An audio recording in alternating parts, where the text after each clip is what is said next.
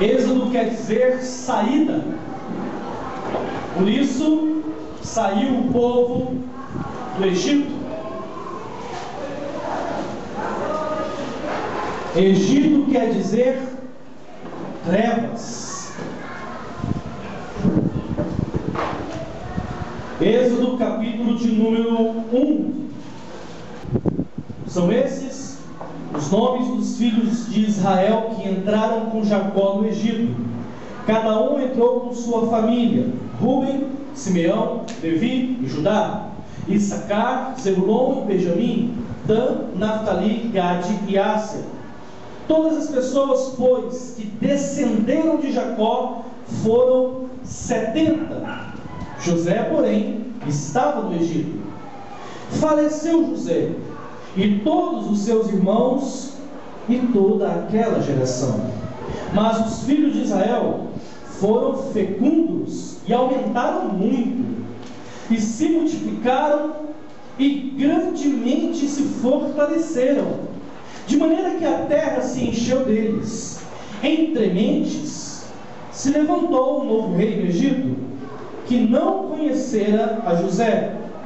Ele disse a seu povo: eis que o povo dos filhos de Israel é mais numeroso e mais forte do que nós. Eia, usemos de astúcia para com ele, para que não se multiplique, e seja o caso que, vindo guerra, ele se ajunte com os nossos inimigos, peleje contra nós e saia da terra. E os egípcios puseram sobre eles feitores de obras para os afligirem com cargas. E os israelitas edificaram a Faraó as cidades celeiros, Pitom e Ramsés. Verso de número 12. Mas, quanto mais os afligiam, tanto mais se multiplicavam, e tanto mais se espalhavam, de maneira que se inquietavam por causa dos filhos de Israel. Repetindo o parteado, verso de número 12. Mas, quanto mais os afligiam, tanto mais se multiplicavam. Amém? E aqui, querido irmão, está um momento crucial, que é o livro de Êxodo, um livro sem dúvida importantíssimo da história, para a história cristã, para a história da igreja, para o povo de Deus aqui na terra. Nele encontramos a história da saída do povo de Israel do Egito, como Deus constantemente usa no Velho Testamento essa expressão, que Deus, com destra poderosa, com mão de poder, liberta o seu povo. Nós vemos a instituição da Páscoa, no capítulo de número 12. Nós vemos também, a partir do capítulo de número 20, a questão da lei, a qual depois, toda a questão do Pentateuco vai assim ser denominada como lei de Moisés. Sem dúvida um livro especial, mas para nós, hoje, o que ele representa também vale muito, porque nós somos o novo Israel de Deus, e fomos libertos do Egito dos nossos pecados, por meio do sangue, não do sangue do Cordeiro que foram passados nos umbrais, mas por sangue do Cordeiro de Deus, do seu Filho que foi derramado na cruz. Agora estamos sendo conduzidos pelo deserto das nossas vidas, e queremos tomar posse de quem? Da Canaã celeste, em nome de Jesus. Esse povo entrou no Egito por meio de José, juntamente com Jacó, seu pai, e todos os seus irmãos. E uma das coisas que eu queria que você entendesse é que a promessa de Deus para Abraão, e essa promessa confirmada em Isaac, e essa promessa confirmada em Jacó, é que dele seria feita uma grande multidão, mas em outro texto diz uma grande nação.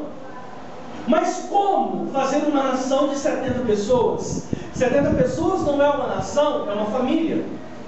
O povo que entra no Egito é uma família, a família de Israel, a família de Jacó, a família, na verdade, do pai de José, segundo no reino de Egito. Mas depois de 430 anos aproximadamente, quem sai do Egito não é mais uma família, mas é um povo forte. Um povo que nessas circunstâncias O texto bíblico que eu e você lemos usa a expressão entre mentes, ou seja, nesse período de tempo, o povo de Israel foi muito fecundo e cresceu muito, até o ponto de que o novo governante, o novo rei, o novo faraó, que tomou posse do trono, viu aquele povo e ele temeu o povo de Israel. Ele temeu porque, além de ser mais numeroso, o povo de Israel era mais forte, e o medo era que, vindo o inimigo, eles se rebelassem dentro dele. Começaram a colocar feitores, guardas, pessoas para subjugarem no serviço daquele povo. Aquele povo passa a se tornar escravo dentro do Egito. E eles constroem aqui, lemos, 2 cidades celeiros, 2 cidades que guardavam mantimentos, e assim, uma delas chamada Ramsés. Mas o verso 12 me intriga. O verso 12 diz que quanto mais eles afligiam, mais eles se multiplicavam.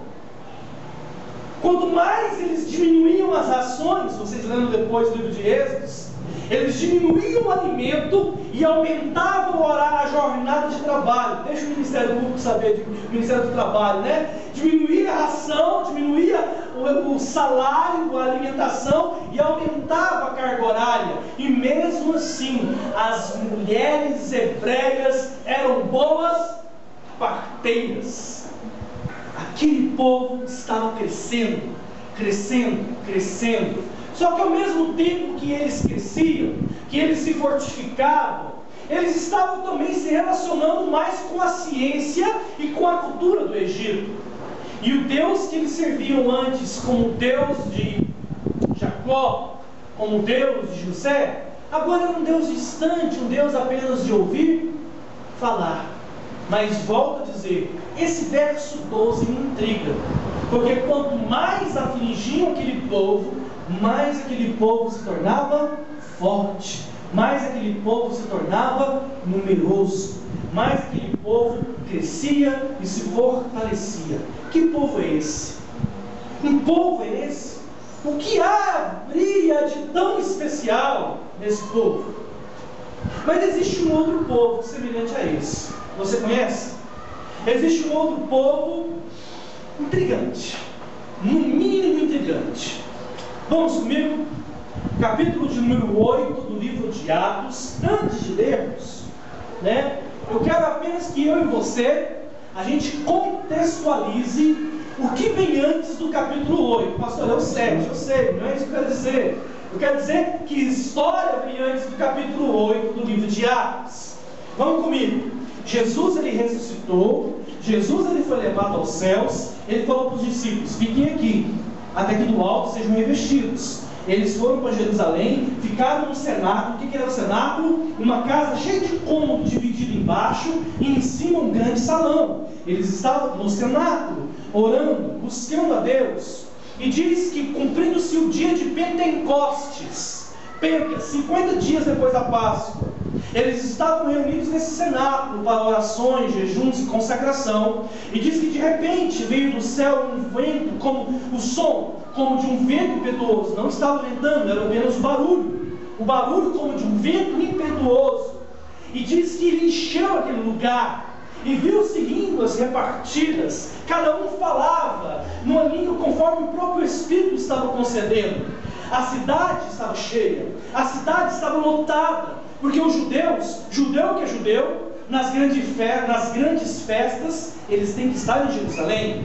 E são elas a Páscoa, Pentecostes, tabernáculos, primícias, as festas do Senhor. Judeu que é judeu tem que estar no templo, tem que estar em Jerusalém. E os judeus que haviam sido espalhados desde o cativeiro babilônico, lá no livro de Daniel, eles estavam aonde agora? Eles estavam em Jerusalém para a festa de Pentecostes. Eles estavam ali celebrando o Senhor. Eles foram ali entregar as suas ofertas, as suas primícias, e estavam ali adorando a Deus. A cidade estava polvorosa, como vocês conhecem, a cidade de Trindade, da festa do Divino Pai Eterno aqui em Goiás. E diz que no meio de todo aquele tumulto, no meio de toda aquela gente, aconteceu esse evento. As pessoas ficavam escandalizadas, ficaram rindo. Não apenas rindo, eles acusavam que aquele povo estava doido, todo domingo estavam bêbados, cheios de mosto, que não é o vinho, mas é aquela borra fermentada que sobra do vinho, que eles fazem uma bebida de altíssimo teor alcoólico. Pedro se levanta, antes um pescador sem estudo, agora um homem cheio de fé, de estudo, capacitado pelo dom do Espírito que acabaram de repousar sobre ele.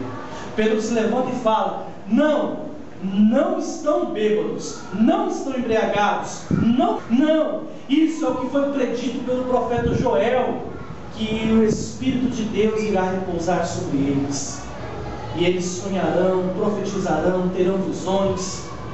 O dia do Senhor se cumpre nesse dia também. A partir daquele momento, quando no final do discurso de Pedro, que as pessoas falam: o que faremos então?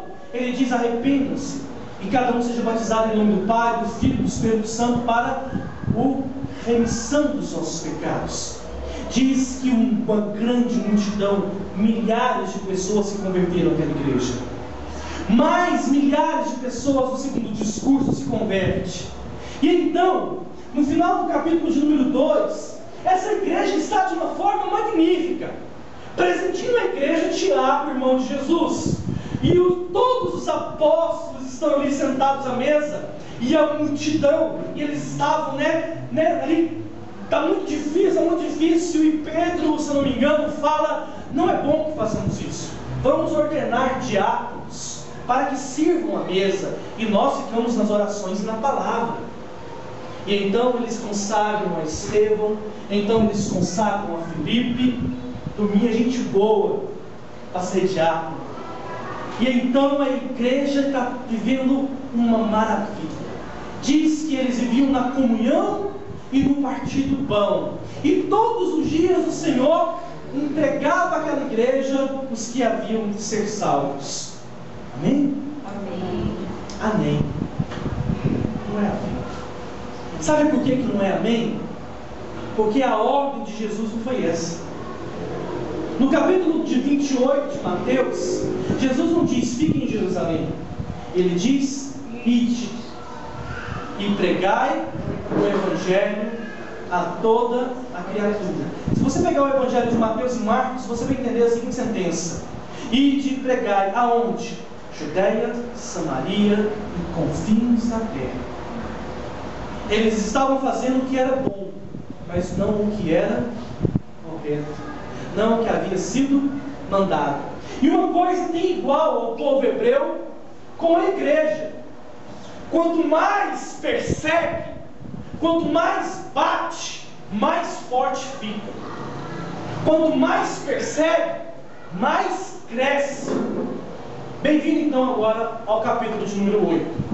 Naquele dia levantou-se uma grande perseguição contra a igreja em Jerusalém. Todos, exceto os apóstolos, foram dispersos. Para onde, coincidentemente?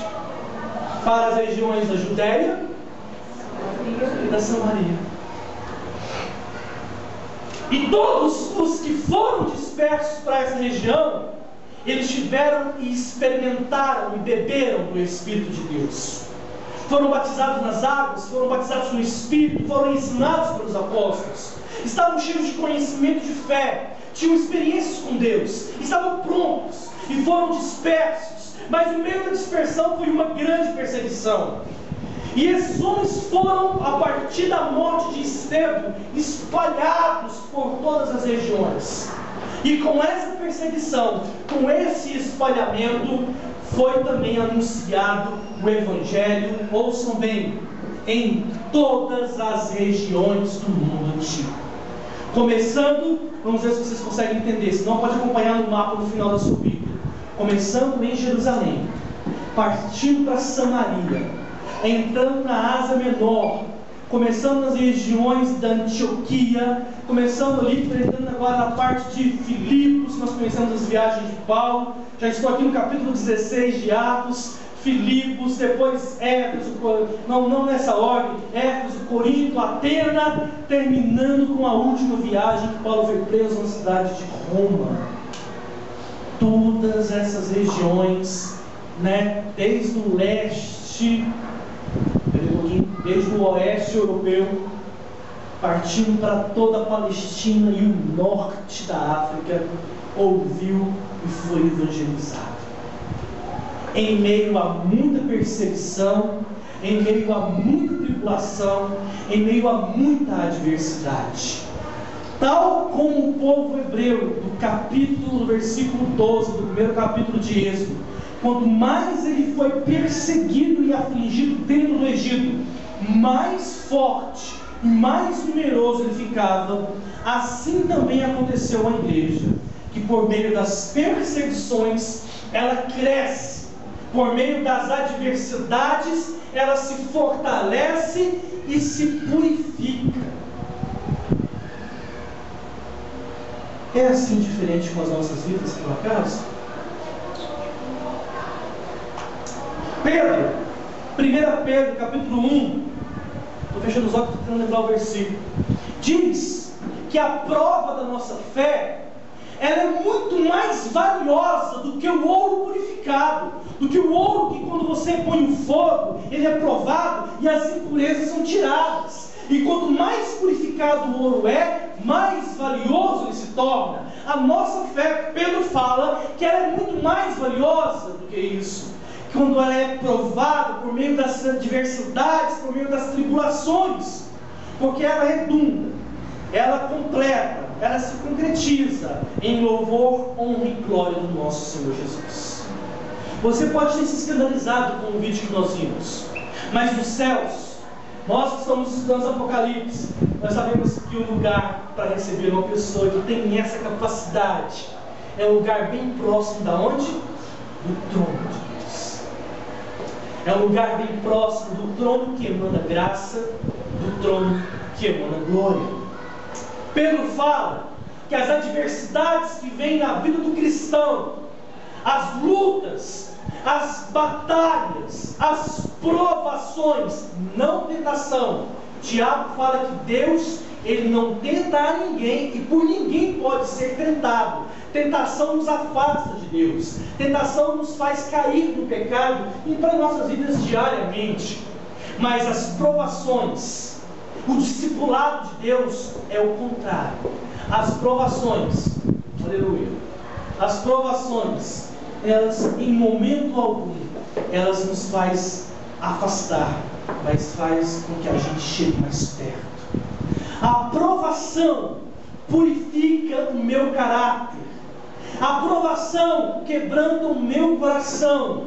Quando nós estamos cantando aqui, às vezes não prestamos atenção. Senhor, o que ele tem que fazer com o nosso orgulho? Quebra o nosso orgulho. As provações faz com que a altivez humana se curva diante daquele a qual é dito a toda honra, glória e louvor. E quando, queridos irmãos, nós em meio às adversidades, em meio às provações, a gente se curva desse Deus poderoso, dizendo: Senhor, eu me rendo a Ti, eu reconheço que a minha força, que a minha capacidade, que a minha vida pertence ao Senhor, e a gente se humilha. Diz a palavra de Deus que o Senhor então nos exalta, nos dá honra, nos fortalece, não nos deixa só, caminha conosco, coloca nos nossos lábios um novo cântico, coloca os nossos pés ondes desconjuntados, firmados numa rocha que é o próprio Senhor. Que Deus é esse tremendo dessa forma? Você está passando talvez por alguma circunstância como essa? Por acaso você está passando perigo de morte? Por acaso você está passando por fome, nudez, angústia? Sim. O que você está passando? Porque, ouçam bem isso que eu vou falar, compreender o propósito das aflições, das adversidades das nossas vidas, é determinante para mim e para você, se nós seremos ou não um vencedor. Porque muitos se escandalizam quando passam por dificuldade, julgando que Deus é injusto ou infiel, não compreendendo que muitas vezes as aflições que vêm sobre as nossas vidas, na verdade elas estão alicerçando o nosso caminho, para que a gente alcance algo melhor. Assim diz um homem chamado John Piper: a adversidade na vida do cristão não vem para destruí-lo, não vem para querer que ele desista ou abandone a sua fé. A adversidade na vida do cristão vem para fazer dele alguém melhor. Vem para fazer dele alguém melhor. Vem para que Deus tenha muitas vezes liberdade de agir, porque se fosse de outra forma, nós não iríamos buscar Deus. Se fosse de outra forma, nós não iríamos deixar Deus agir nas nossas vidas. Mas Ele vem serve também como um alerta, para mostrar a nossa pequenez e a nossa insignificância, em contrapartida com a nossa dependência e a grandiosidade de Deus em nossas vidas. Bendito é o homem que confia no Senhor. Bendito é o homem e a mulher que confia no Senhor. São como os montes de Sião, que ele não se abala, mas eles permanecerão para sempre. Seja qual for a sua luta, a adversidade que você esteja passando, eu te chamo para ler todos os dias da sua vida Romanos capítulo 8, que diz: quem poderá nos livrar? Quem poderá nos separar do amor de Deus? Será tribulação, perseguição? Será quem, irmãos? Será angústia? Será fome? Será morte? Nada pode nos separar do amor de Deus que está em Cristo Jesus, nosso Senhor.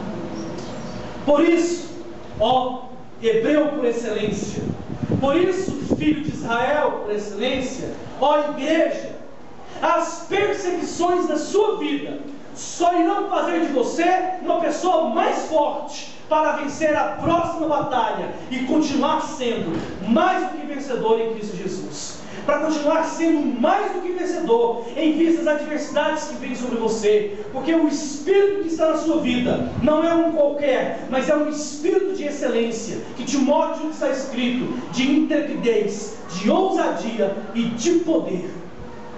Você, irmão, não foi separado por Deus para perder. Por muitas vezes eu critiquei a música daquela irmã que dizia que com Cristo é vencer ou vencer, porque não julgava eu que perder em Cristo era errado, porque até mesmo nas derrotas o Senhor superabunda a sua graça. Mas eu entendi que realmente com Cristo não existe uma outra opção: é vencer ou vencer. Se perdemos uma batalha hoje, o Senhor nos levanta, nos fortalece, nos capacita, e nós enfrentamos essa batalha de novo até que a gente vença. Você é chamado para ser muitas vezes provado, mas não busque muitas vezes compreender o porquê da provação, mas busque antes de tudo querer ser aprovado, porque aqueles que são aprovados, Deus superabunda em graça, em unção e em muitas bênçãos. Na minha vida, particularmente, várias vezes eu fui confrontado em circunstâncias e situações das quais eu tinha que escolher ou tentar ir pela minha própria capacidade ou abrir mão.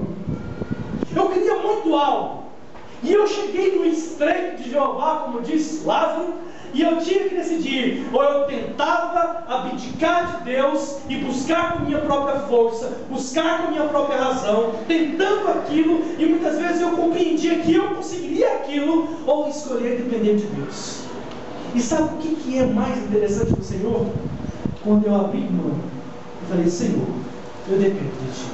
Aquilo que eu tanto buscava vinha, aquilo que eu tanto almejava, o Senhor nos dava. E eu compreendi que muito melhor é estar com Deus no centro da sua vontade, debaixo do seu propósito. Isso evita desgaste, isso evita muitas vezes prejuízo, isso evita muitas vezes dívidas. Depender de Deus é o melhor para nós. E essa palavra é para a sua vida, para que você possa olhar para as circunstâncias e não temer as circunstâncias. Não deve te amedrontar, não deve te causar pânico, não deve fazer e tentar fazer com que você desista.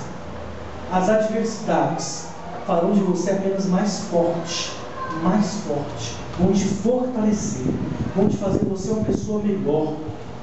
Escolha não passar ou não pelas provações, não passar ou não pelas adversidades.